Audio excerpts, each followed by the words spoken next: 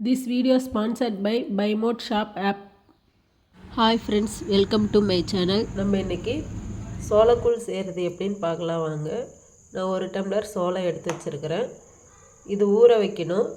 நம்ம தண்ணி ஊற்றி வாஷ் பண்ணிவிட்டு ஒரு 5 மணி நேரம் ஊற வைக்கலாம். ஊற வச்சதுக்கப்புறம் எப்படி செய்கிறதுன்னு சொல்கிறேன். அதுக்கு முன்னாடி இதனோட பெனிஃபிட்ஸ் என்னென்னு பார்க்கலாம் வாங்க. இதில் அதிக அளவு கால்சியம் மற்றும் இரும்பு சத்து உள்ளது. இது உடலில் உள்ள இரும்பு சத்து குறைபாட்டை சமாளிக்கிறது. இரத்த சோகை உள்ளவர்கள் உணவில் சேர்த்துக்கலாம். அதே மாதிரி கால்சியம் குறைபாடு, பலவீனமான எலும்புகள் மற்றும் எலும்பு தொடர்பான பிரச்சனைகளுக்கு நல்ல ஒரு தீர்வு அமையும். இதில் இன்னும் நிறைய சத்துக்கள் அடங்கியுள்ளது. இப்போ நம்ம இதை எப்படி செய்யலாம், கூழ் எப்படி செய்யலான்னு பார்க்கலாம் வாங்க. இங்கே பாருங்கள், நம்ம சோளத்தை நல்லா ஊற வச்சு எடுத்துக்கிட்டோம்.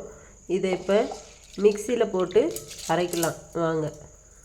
இப்போ பாருங்கள், மிக்சி ஜாரில் சோளத்தை போட்டு அரைச்சி எடுத்துக்கலாம். ரொம்ப நைஸாக அரைக்கக்கூடாது, லேசாக.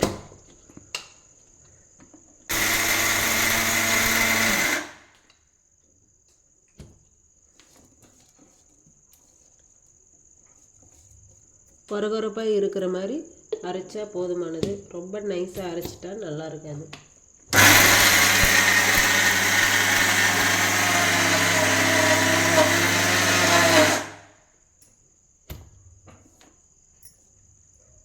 ஓகே, இந்த பதம் போதுமானது.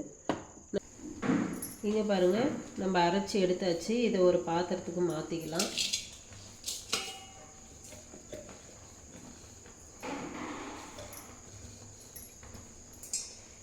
இது இப்போ தண்ணி ஊற்றி கரைச்சி வச்சுக்கலாம்.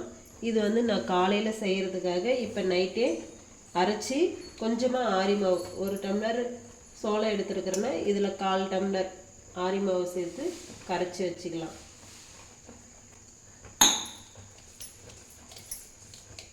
தண்ணி ஊற்றி கரைச்சி வச்சுக்கலாம். நைட்டே கரைச்சி வச்சிட்டோம்னா காலையில் புளிச்சதுக்கப்புறம் நமக்கு செய்கிறதுக்கு கரெக்டாக இருக்கும்.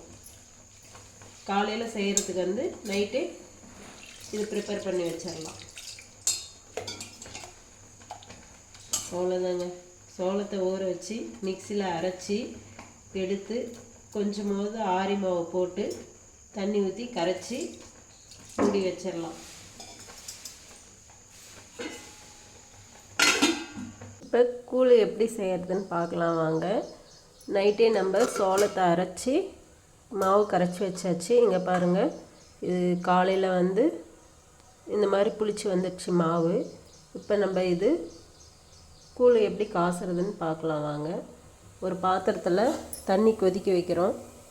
கொஞ்சமாக தண்ணி கொதி வந்ததும் இந்த மாவை அதில் ஊற்றி கரைச்சி விடணும்.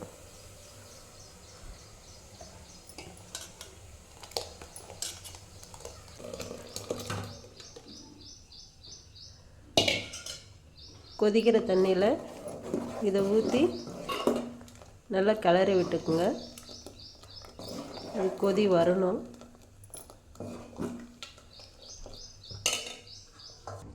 இங்கே பாருங்கள், கூழ் நல்லா கொதி வருது. கொதிக்கிட்டோம். கொதிச்சதையும் ஆஃப் பண்ணிடக்கூடாது. கொதித்து அந்த அடங்குற அளவுக்கு கொதிக்க விடணும். அப்போ தான் பச்சை வாசனை போகும், கூழ் டேஸ்ட்டாக இருக்கும். பொங்கி வந்ததையும் ஆஃப் பண்ணிட்டீங்கன்னா கூழ் நல்லா இருக்காது, தண்ணி விட்டுரும்.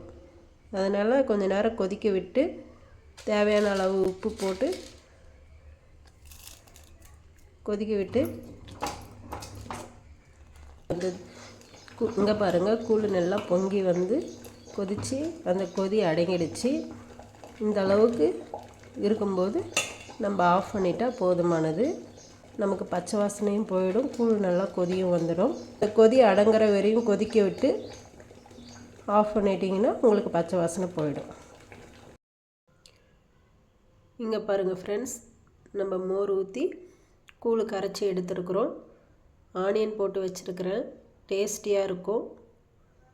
நீங்களும் இது மாதிரி ட்ரை பண்ணி பாருங்கள், எப்படி இருக்குதுன்னு சொல்லுங்கள். Thank you friends.